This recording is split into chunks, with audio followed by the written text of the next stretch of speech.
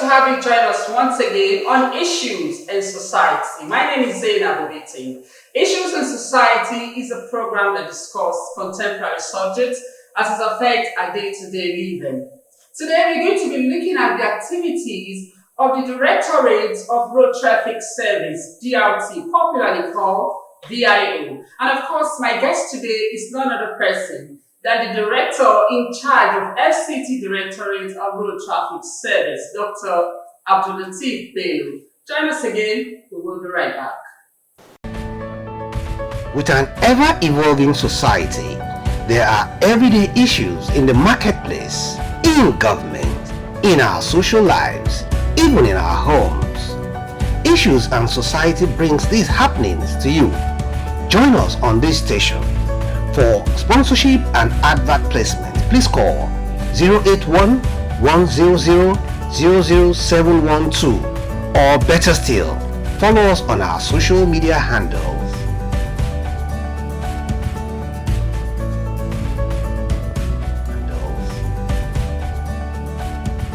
And so, in line with our special focus on notable individuals that have carved a niche for themselves as it concerns governance, with us on the program today is Dr.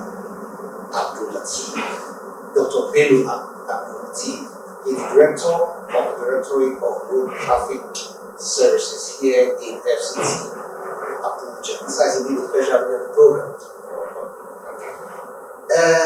Just give us a brief on the activities as the director here at the Directorate of Traffic Services here. Yes. Okay. Basically, the Directorate of Road Traffic Services is saddled with the responsibility of General Motor Vehicle Administration, traffic control and management. Within the ambit of motor vehicle administration, we equally handle the issue of training and licensing of motorists, and then we do vehicle inspection, and then we'll have equally renewal of motor vehicle documents, and then validation, and then plate number administration. Then traffic control and management is another key element in ensuring that we remove all traffic infractions on our roads, ensuring seamless traffic within the federal capacity. So basically these are the responsibilities of the director. Now, since you have assumed office, what has been some of your remarkable achievements, innovations to change the dynamics of how things are being done here? So basically, assuming responsibility as the director of the Drts, I started by looking at some key elements that are very crucial to service delivery, which mainly the personnel and the process and technology that we engage. Of course, if you don't have the right personnel, it's going to be very difficult for you, given the level of technology to achieve your objectives.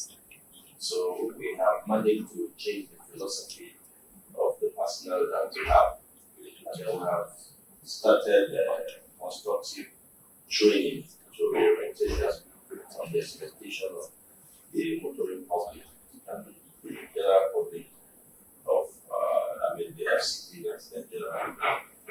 So that's what we have been doing. We have structured several training programs, basically addresses the issue of service delivery and then creating a very good impression. That we're just here to serve. That we have been doing and we continue to do, given the bigger resources available to us. Then the other aspect is technology. And we discovered that most of our engagement with public is very manual. And then going forward, us to leverage the existing technology to address some of these enforcement. You see that the general public look at us as skin on their neck, and then when they see us, they have a very wrong impression of us and what we do. So I think going forward, and in doing that now, is to ensure that we apply some level of technology in certain services, particularly enforcement. So what we are introducing, or what we have started to do now, is to begin to do pilots, projects on e-enforcement. That is where we put cameras and strategic location territory, and then detect plate numbers and usually detect infractions, and then we can just from our leverage, our vehicle registration data, we can pick the details and then maybe inform you of whatever infraction you have conducted and penalty. So it's in a very light scale. We are doing pilot, we are just test running. But way forward, that's what we intend to achieve for FCT. So how have you done it so far? It's quite rough because it's a very expensive project. We have to deploy camera and then create a command and control where you can have real-time viewing of what is happening in the city. It's a little bit, financially demanding. So, but we have started, and it's not going back because that's the way forward. Running an organizational responsibility of this nature. That's the standard, and we just have to try to get there. We know you're doing so much, in terms of technological advancement. Again, we still have, vehicle owners with fake documentation for highway. At what point do you detect them, and what structure you have around to mop up these fake documents? I know it's quite difficult because FCT is does not operate in isolation. It's surrounded by other states, particularly contiguous states that are quite close with us, where you have people coming, from to do business in the FCT and go back, like Nasarawa, like Niger State, Kogi State, and Yoruba. And then that plate number or motor vehicle administration is a residual responsibility of the states. So in most cases, it's what the states choose to do that they do. So we have no overbearing, influence on what other states do. So now we are at the point of trying to establish a handshake where we have a synergy of data, among the states, so that if there is any infraction committed here, we can track you wherever state you go. But as we have at the moment, every state run their, motor vehicle administration differently. So if it's possible for somebody here to commit, an infraction and go to the nearby state and renew his medical license, or even drop, the existing one and obtain the fresh, medical documents.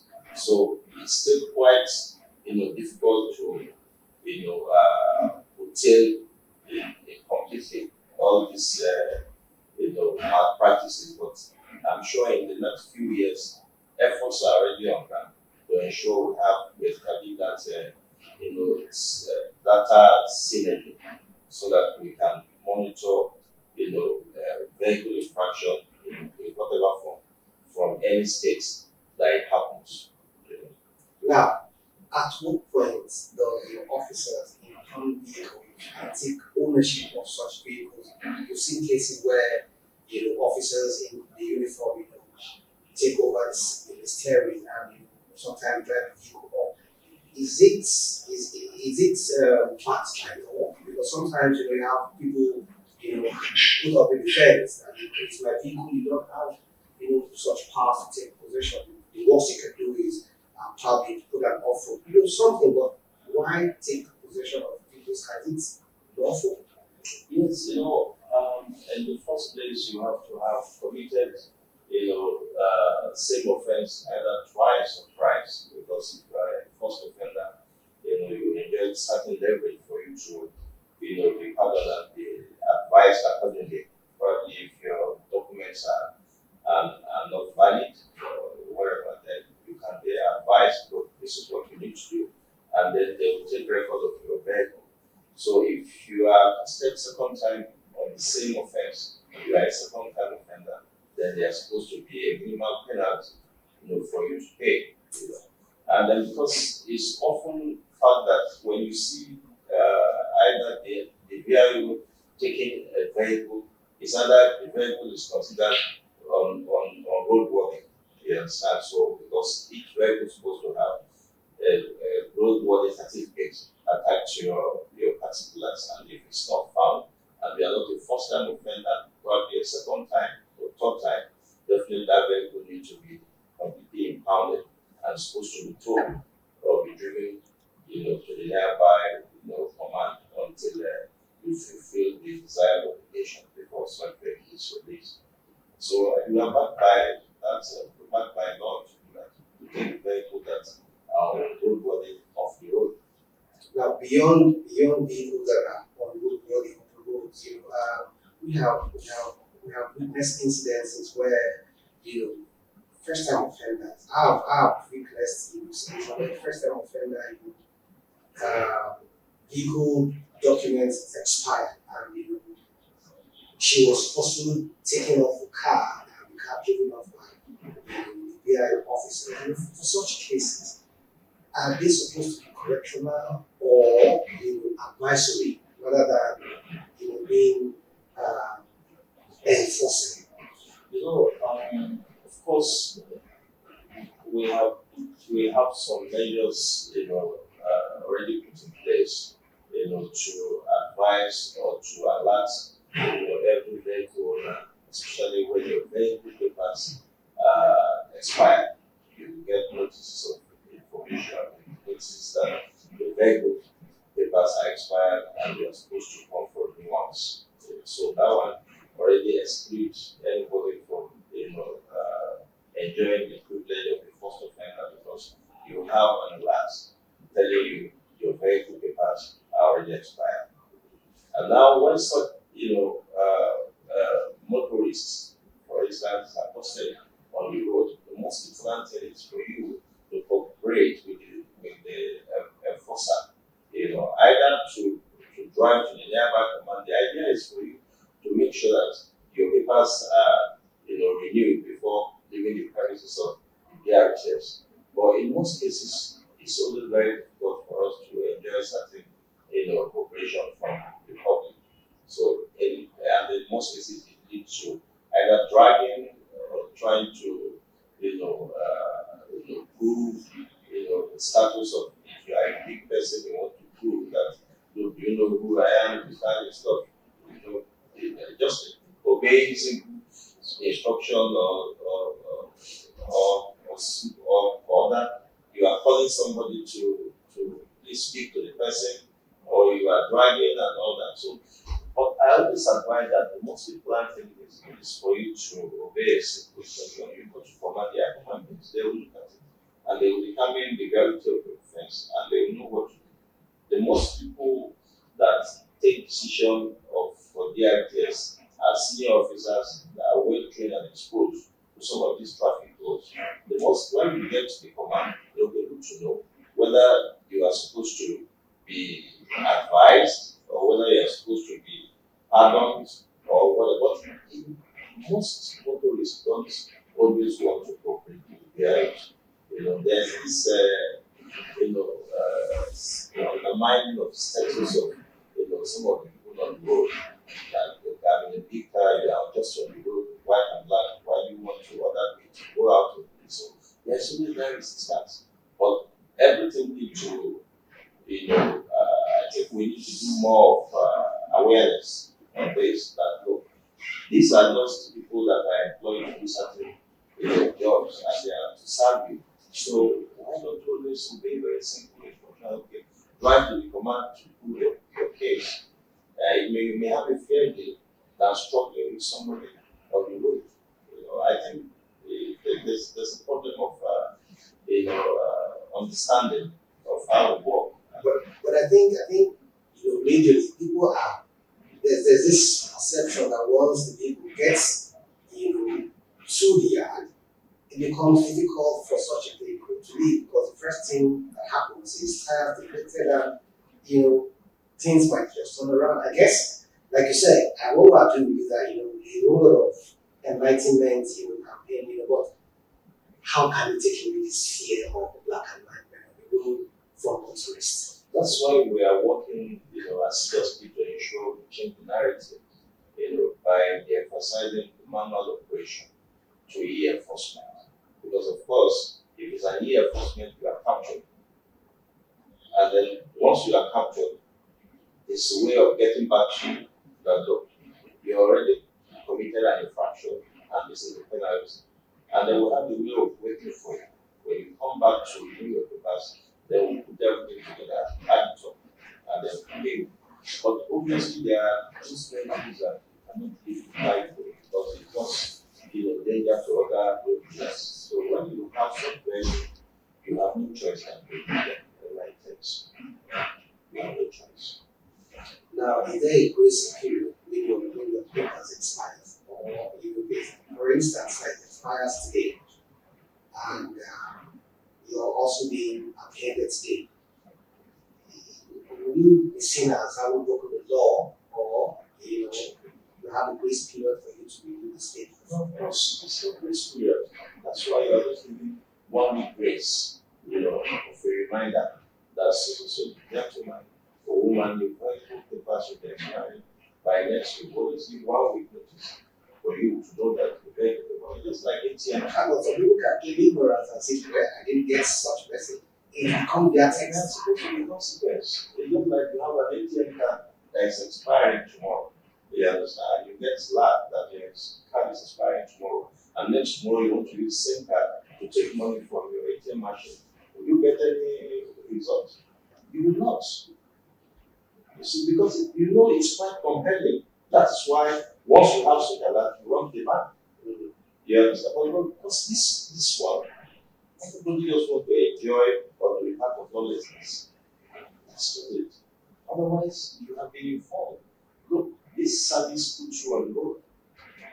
And definitely they said the papers will expire by a week. What stops you from, just going to renew them to be on the road?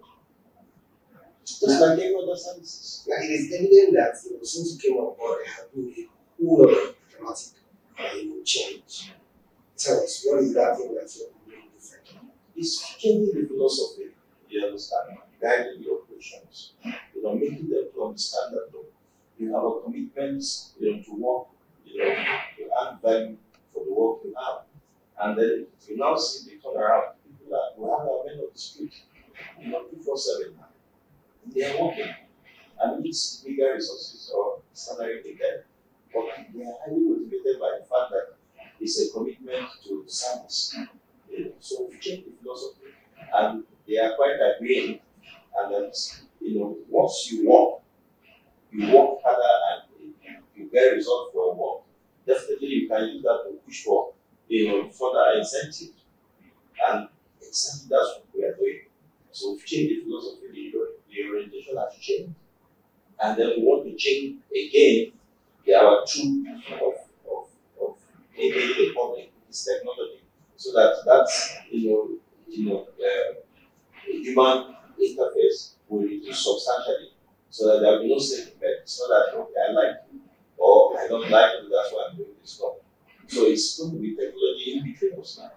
So we'll now get to that, Eldorado that our only desire, that we'll sit down in our offices, we can watch you through our command and control and see what we are doing, and then penalize you, and then you walk to us to pay. Simple like that. That's why we want to be, and that's why. So I think, it's like I said, it's a matter of, a reorientation, because the orientation of the, VIO, the mentality of the VIO in the past is that you have to run, just like the highway, patrol police, they have to run after every offender, they have to go chase you and turn you back, I think we have gone beyond that, level of enforcement, and we are equally letting our officers know that there's no need for you to chase anybody. All you just need to do is to pick the plate details, the number details, and then you come back. We have a robust break, a robust data, a vehicle registration data here. That we can trace anybody. You don't need to chase, So it's a whole lot of orientation we are doing, and then we'll get to that. Honestly, that it's not appropriate to chase anybody on highway. Just because those lawbreakers, they always come back. And when you come to Drts, you can get this in a day.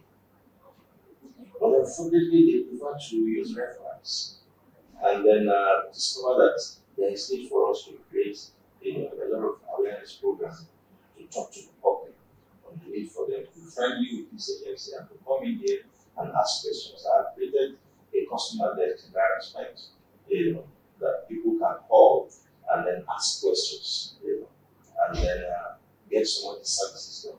It's very easy and cheaper because going through somebody, you have to pay extra. But coming here, we just give you rates and you pay and you get it and you go. Dr. Abdul-Lateef, tell us a bit about yourself. What can I say? I'm a civil servant. I've been in service for almost over 2 decades. I've held some offices, ranging from security now to, directorate of road traffic services. I'm married. I have 3 less with 3 boys. And I am aging, an aging one. Just thank God for it. And when you're not putting on this black and white uniform that scares a whole lot of people off the road, going to be from the rest. I'm a sportsman. And I spend most of my valuable free time playing of tennis in the stadium. And that's my I like to drive. With your vehicles, well, documents in place and your driver's license up to date. Well, so much has been said and we've heard it from the horse's mouth. It's cheaper to get your vehicle documents renewed from source. Avoid the road hawkers. And again, you don't need to chase vehicles talking to the VIO. Oga has said it. A whole lot of database. And so, residents and motorists in Abuja and across board, please do the needful and make sure you drive safe. The program is Issues in Society. Thank you for joining us. Give honor to whom honor is due. Who deserves the honor for Giant Strides Achievers Merit Award? Awardees categories include Giant Strides Achievers Personality in Leadership and National Development, Giant Strides Achievers Institutions in Research, Innovation and Infrastructural Development. 42 nominees, only 15 winners shall emerge. Who deserves the award? Get more information via our website at www.soulmediaafrica.com. or call 0812-409-5510, 0818-708-2257, or 0706-861-3557. Giant Strides Achievers Merit Award, promoting good leadership, recognizing good work. Welcome back. Wow. I believe you've been educated as it concerns the activities of the VIO. Myself, I've been educated. I've always had issues with them on the road, but today I think I'm enlightened, more enlightened. Join us again, same time next week. I am Abdul-Lateef. Should you miss our broadcast today, you can follow us on our social media handles. Thanks for watching.